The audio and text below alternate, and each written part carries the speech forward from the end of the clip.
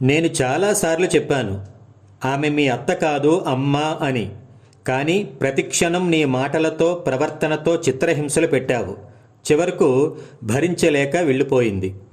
చూడమ్మా, ఈ ప్రపంచంలో ఎవరైనా కానీ భరిస్తూ బంధాన్ని వదులుకోవడం లేదు అంటే దాని అర్థం బాధ పెట్టేవాళ్ళు కరెక్ట్ అని కాదు.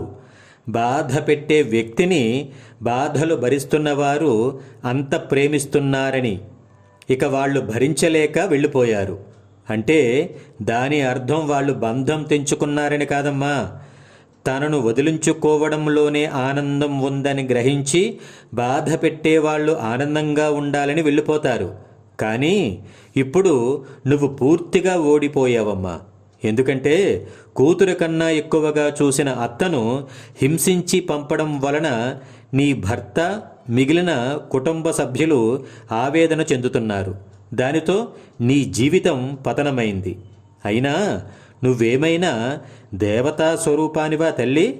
అందరూ నీకు భక్తితో భయపడుతూ ఉండడానికి. ఇప్పుడు నేనేం చేయాలండి? చేసేది ఏముందమ్మా? అలాంటి మంచి మనిషి పెట్టిన ప్రతి కన్నీటి బొట్టుకు సమాధానం చెబుతూ కుళ్ళి కుళ్ళి చావు. జై హింద్.